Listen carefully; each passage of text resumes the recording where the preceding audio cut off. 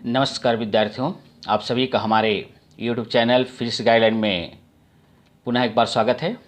आज हम इस फिजिक्स गाइडलाइन में अध्ययन करेंगे कक्षा 12वीं भौतिकी के इकाई 4 के अंतर्गत अध्याय 5 चुंबकत्व एवं द्रव्य के चुंबकीय गुण के अंतर्गत चुंबकीय क्षेत्र की तीव्रता।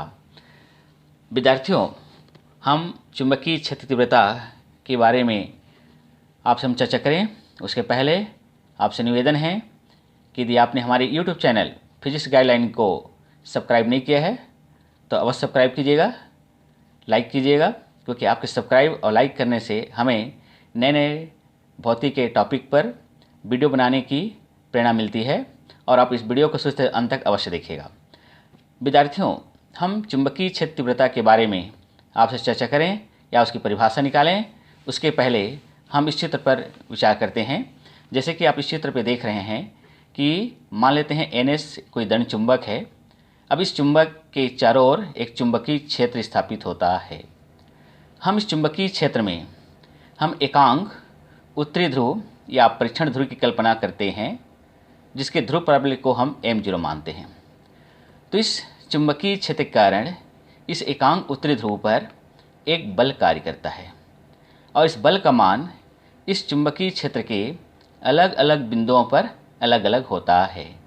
कहने का अर्थ यह है कि यदि यह एकांक उत्तरी ध्रुव चुंबक के पास रहेगा तो ज़्यादा बल का अनुभव करेगा, दूर रहेगा तो कम बल का अनुभव करेगा। तो वास्तव में इस चुंबकीय क्षेत्र में रखा ये एकांक उत्तरी ध्रुव जो है जिस बल का अनुभव करता है उसी को ही हम चुंबकीय क्षेत्र की तीव्रता के नाम से जानते हैं। अर्थात विद्यार्थियों, हम इस आधार पर चुंबकीय क्षेत्र की परिभाषा बहुत आसानी से बना सकते हैं कि चुंबकीय क्षेत्र में रखा एकांक उत्तरी ध्रुव या परीक्षण ध्रुव जितने बल का अनुभव करता है उसे उस बिंदु पर चुंबकीय क्षेत्र की तीव्रता कहते हैं। और इस चुंबकीय क्षेत्र की तीव्रता को संक्षेप में चुंबकीय क्षेत्र के भी नाम से जानते हैं। और इस चुंबकीय क्षेत्र की तीव्रता को हम कैपिटल B से प्रदर्शित करते हैं।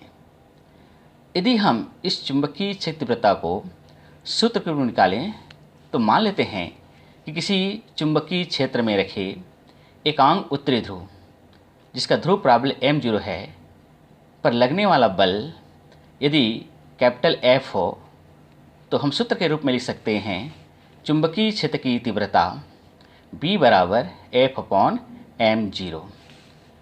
इस सूत्र के आधार पर हम चुंबकीय क्षेत्र की तीव्रता की गणितीय परिभाषा बना सकते हैं कि चुंबकीय क्षेत्र में रखे एकांक उत्तरी ध्रुव पर लगने वाला बल और उस ध्रुव के ध्रुव प्राबल्य के अनुपात को चुंबकीय क्षेत्र की तीव्रता कहते हैं। विद्यार्थियों, आप यह ध्यान रखेंगे कि चूंकि बल एक सदिश राशि है, इस कारण ये जो चुंबकीय क्षेत्र तीव्रता जो होती है यह भी एक सदिश राशि होती है और इस चुंबकीय क्षेत्र की तीव्रता की जो दिशा होती है वो एकांक उत्तरी ध्रुव पर लगने वाले बल की दिशा में होती है। अर्थात यदि हम इस सूत्र को सदिश रूप में लिखें तो हम इस प्रकार से लिख सकते हैं कि B vector equal to F vector upon m0 जो है, इस सूत्र को हम चुंबकीय क्षेत्र तीव्रता का सदिश रूप कहते हैं। अब हम इस चुंबकीय क्षेत्र तीव्रता का मात्रक जानेंगे। वैसे SI पद्धति में इस चुंबकीय क्षेत्र की तीव्रता का जो मात्रक है वो अलग अलग रूपों में व्यक्त करते हैं। जैसे कि SI पद्धति में इस चुंबकीय क्षेत्र की तीव्रता का जो मात्रक होता है वे वेबर/मीटर² होता है, जिसे हम टेस्ला के नाम से भी जानते हैं। इसका एक अन्य मात्रक जो है न्यूटन/एम्पियर इंटू मीटर भी होता है। इसी प्रकार हम सीजेस पद्धति में चुंबकीय क्षेत्र तीव्रता की मात्रक को गॉस या ओस्टेड से व्यक्त करते हैं, जहां हम लिख सकते हैं 1 न्यूटन/एम्पियर इंटू मीटर बराबर 10⁴ गॉस। तो ये तो हो जाता है चुंबकीय क्षेत्र तीव्रता की परिभाषा, सूत्र एवं उसके मात्रक।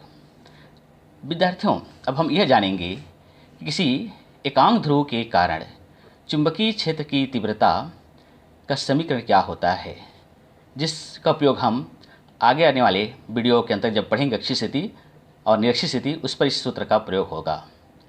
तो मान लेते हैं उस चित्र में आप यहाँ दिखाया दे रहा है यहाँ पर आपको कि मान लेते हैं कि किसी m ध्रुव प्राबल्य के किसी चुंबकीय ध्रुव से d दूरी पर एक बिंदु P है, जहाँ हमें चुंबकीय क्षेत्र की तीव्रता ज्ञात करनी है।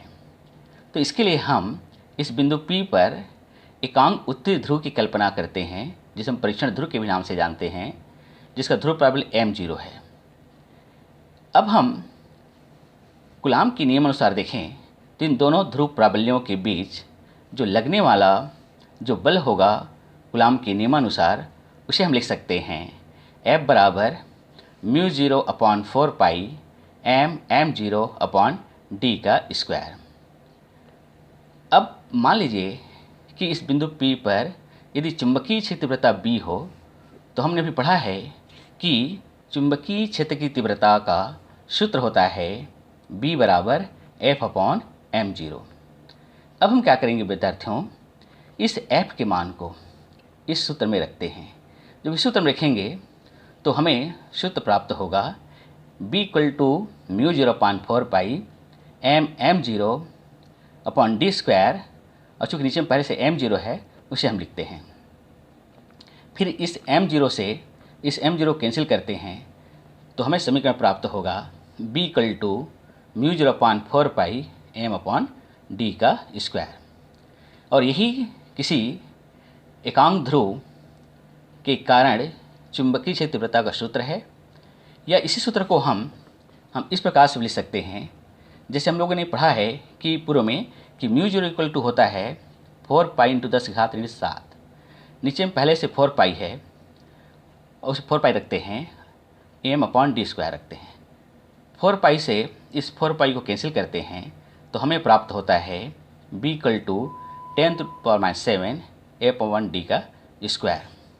और यही समीकरण जो है किसी भी चुंबकीय ध्रुव से d दूरी पर चुंबकीय क्षेत्र तीव्रता का व्यंजक है। तो विद्यार्थियों, ये जो टॉपिक है सामान्यतः परीक्षा में 3 अंक के प्रश्न में पूछे जाते हैं। विद्यार्थियों, मैं आपको चुंबकीय क्षेत्र तीव्रता की परिभाषा सूत्र से संबंधित जितनी ही बातें मैंने आपसे चर्चा की है, उसके नोट्स को मैं शुरू से अंत तक पुनः दिखाता हूँ। आप इस नोट्स को देख लीजिए बड़े ध्यान से, और देखने के बाद आप इसे नोट्स तैयार कर सकते हैं। तैयारी करने के पश्चात आप इसे परीक्षा के लिए भी बहुत अच्छे से तैयार कर सकते हैं और अच्छे अंक से आप उत्तीर्ण हो सकते हैं। बस आवश्यकता है हमारे YouTube चैनल फिजिक्स गाइडलाइन को सब्सक्राइब करने की, लाइक करने की। और प्यारे विद्यार्थियों, यदि आपको हमारा ये वीडियो अच्छा लगता है तो आप लाइक कीजिएगा, अपने दोस्तों को शेयर कीजिएगा और हमारे YouTube चैनल फिजिक्स गाइडलाइन को सब्सक्राइब करना ना भूलें। और आपने इस वीडियो को शुरू से अंत तक आपने देखा, और अगले वीडियो में हम फिर आपसे मिलेंगे नए टॉपिक के साथ। तब तक के लिए जय हिंद, जय भारत।